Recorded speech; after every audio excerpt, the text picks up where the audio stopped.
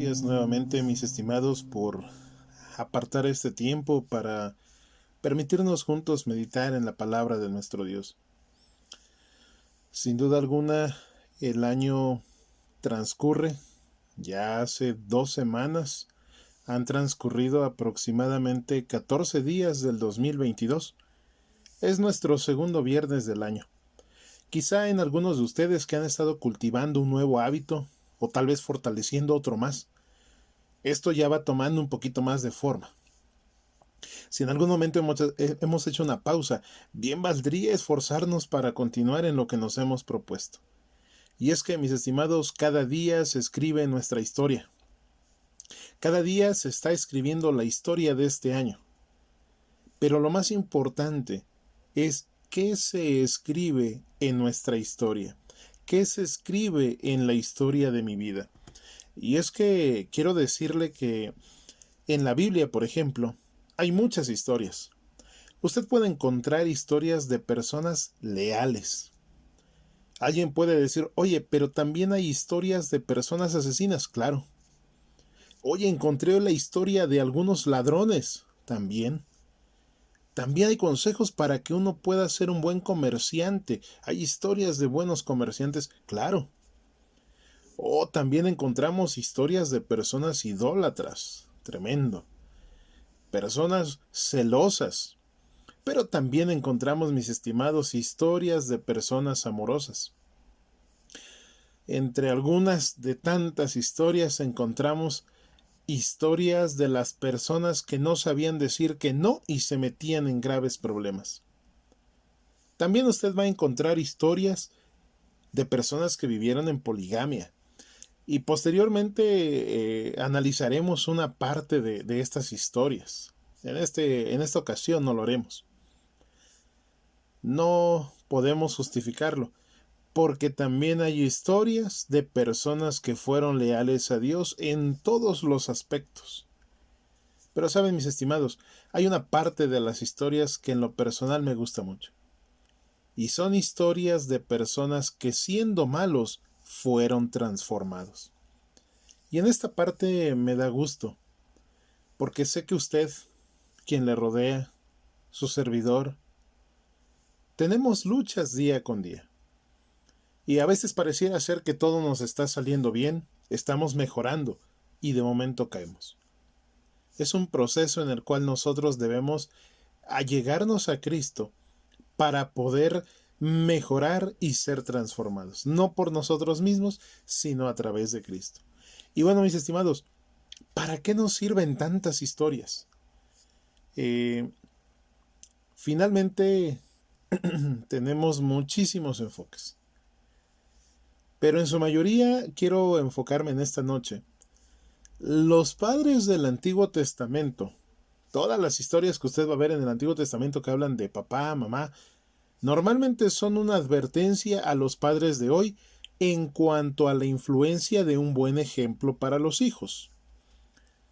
Y es que alguien pudiera decir, muchos hombres de Dios fueron un fracaso como padres. En las historias que leemos, sí, se ha dado el caso. Pero debo decirle que debido a eso, sus hijos pagaron un precio muy alto. Solamente por mencionar, por ejemplo, los hijos de Jacob, imitaron en algún momento su conducta manipuladora como fue él.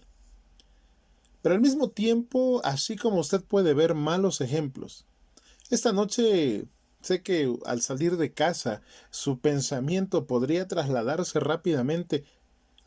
Esta persona es mala influencia. Oh, sí, esta persona también es mala influencia. Y podríamos hacer una lista de las personas que son mala influencia en la historia y también en el presente. Pero no quiero enfocarme en eso, mis estimados. Quiero tomar solamente un verso de la palabra de Dios que se encuentra en el libro de Hechos, capítulo 11, verso 26, que dice de la siguiente manera. Y cuando lo encontró, Bernabé a Saulo, lo trajo a Antioquía. Y se reunieron con la iglesia por todo un año, y enseñaban a las multitudes, y a los discípulos se les llamó cristianos por primera vez en Antioquía. Y es que así como podemos encontrar historias bien tristes, historias difíciles de entender. Esta noche yo quiero compartir con usted una historia de un par de grandes personajes, podríamos llamarle grandes líderes, podríamos llamarle grandes maestros, que son capaces de generar grandes cambios. Hoy podrían ser dos padres, es decir, papá y mamá. Estando en el hecho familiar, todos los hijos siempre verán a los padres como líderes. Y yo quiero aterrizarlo de esa manera, porque una de las instituciones divinas es la familia, y la familia es una de las instituciones más atacadas por Satanás hoy en día. Pero dos líderes que están dispuestos con un objetivo pueden lograr grandes cambios. Papá y mamá unidos en un objetivo pueden generar grandes cambios. Y es que quiero desfragmentar este texto. Miren, Bernabé encuentra a Saulo y entonces ambos van a Antioquía. Pero si usted tiene la escritura en mano, el verso 26 dice, y se reunieron con la iglesia por todo un año. Mis estimados, hoy en día usted y yo podemos ir a lo burdamente, llamamos iglesia al edificio. Voy a la iglesia y entonces nos dirigimos al edificio. Quiero decirle que en el contexto bíblico, iglesia no pertenece al edificio, no pertenece al templo. Iglesia es el grupo de personas que se unen con el objetivo de adorar a Dios.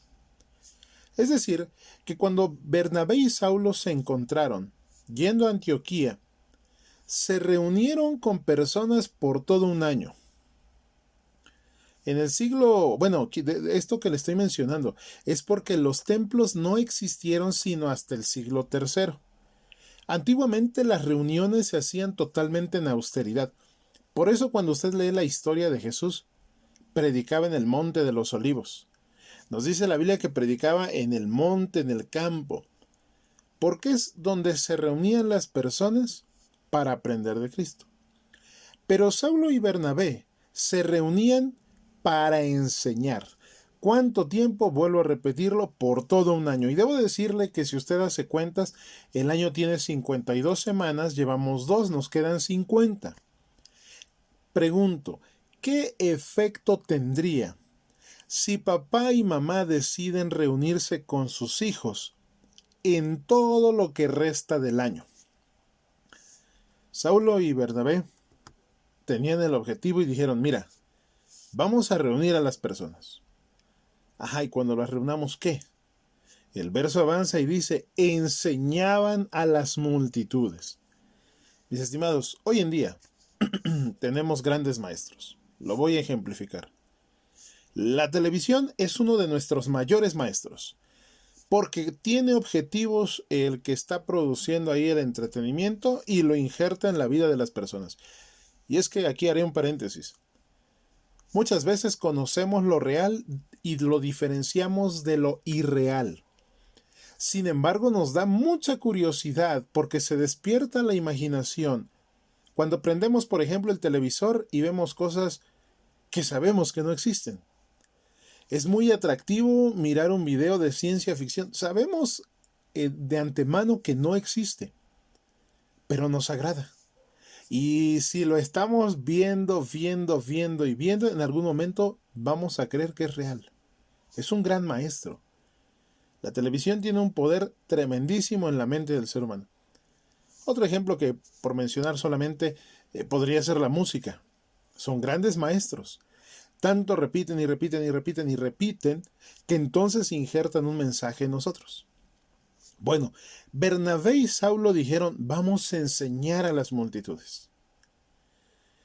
¿Cómo es que ellos lograron enseñarle a las multitudes? Saben, mis estimados, en primer lugar, el verso nos habla en plural. No nos dice que solamente iba Bernabé y después iba Saulo o viceversa. Nos dice que ambos se unieron, fueron a Antioquía y entonces reuniéndose enseñaban. Mis estimados, es bien importante entender que para fortalecer nuestra familia necesitamos hacerlo como un equipo, tener un mismo objetivo y trazarnos metas. Al inicio del año muchos decían, voy a hacer esto, ahora sí voy a hacer aquello, se trazan metas. Pero cuando los objetivos son diferentes, es difícil llegar a ellas. Esta noche quiero tomar de ejemplo a Bernabé y a Saulo. Ellos tenían el objetivo de enseñarle a las multitudes.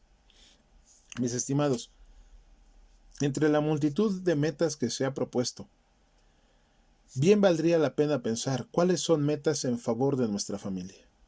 ¿Cuáles son los objetivos para nuestra familia? Porque algunos nos preocupamos por perder peso, vernos mejor, y es bueno. Pero a veces se nos olvida pensar en equipo.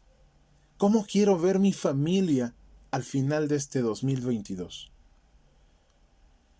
Cuando Saulo y Bernabé se presentaban, ya tenían el objetivo. Ahora no llegaban e imponían, siéntense y les vamos a enseñar esto. Mis estimados, el contexto bíblico nos explica que estos dos hombres usaban un buen carácter para poder enseñar. Papá, mamá, es importante practicar un buen carácter para que vuestros hijos mejoren en su aprendizaje. Y es que cuando llegaban estos hombres, estos dos líderes, daban las noticias, daban la enseñanza, pero lo hacían con gozo, lo hacían de manera en exhortación. Aquí le he dado un par de consejos. Si usted ha trazado metas para mejorar su familia, para mejorar la espiritualidad de su familia, para mejorar ese contacto con Cristo, pero a través de la familia, debemos hacerlo con un buen carácter, con gozo y exhortándonos. Fue así el caso, que entonces la historia nos dice que por primera vez en Antioquía, a todos los discípulos, a todos los seguidores, se les llamó cristianos. Aquí quisiera hacer un pequeño comercial, mis estimados. La ciudad de Antioquía tenía una característica. Hoy usted nos escucha, escucha esta pequeña transmisión. Cerca de lo que diríamos Apizaco es conocida la ciudad modelo. Y es denominada de esta manera porque sus calles son literalmente perpendiculares. Si bien a las orillas tenemos ciertos bulevares como serpientes, podríamos decir que la mayoría de la ciudad son calles perpendiculares. Es decir, que cada manzana es totalmente cuadrada. Y le dieron la característica y el sobrenombre de ciudad modelo. Bueno, Antioquía era conocida como la ciudad de los apodos, porque le gustaba poner sobrenombres. Por ejemplo, en Antioquía veían que había gente que de alguna manera todo el tiempo seguía Herodes, lo que dijera Herodes y lo que hacía Herodes, y les pusieron herodianos. En algún otro momento, como lo que hacía Herodes era terrible, entonces les dijeron, bueno, los vamos a llamar herodianos, pero también los podemos llamar paganos, porque hacen puras atrocidades. Antioquía ponía el sobrenombre de acuerdo al estilo de vida que vivían las personas.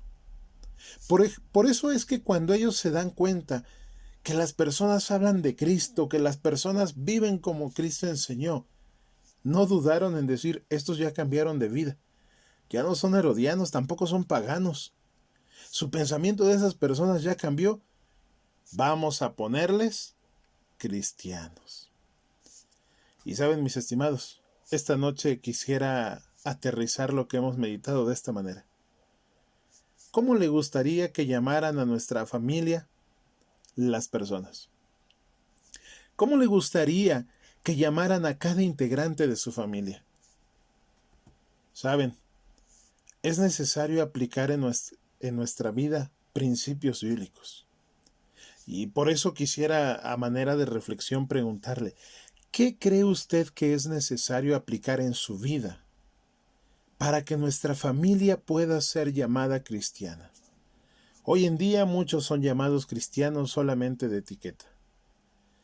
Pero Antioquía los llamó cristianos porque vivían hablando de Cristo y vivían en los principios de Cristo. ¿Qué será necesario, mis estimados, aplicar en nuestra vida para que nuestra familia pueda ser llamada cristiana? Y es que Bernabé y Saulo presentaron a otros lo que Jesús hacía en su vida, lo que hizo en ellos. Presentaban de Jesús lo que había hecho, pero también lo que podía hacer en esa multitud. Bernabé y Saulo no dudaban en hablar de quien conocían. Y es que hoy en día basta con escuchar unos minutos a una persona para saber qué es lo que tiene almacenado en su corazón.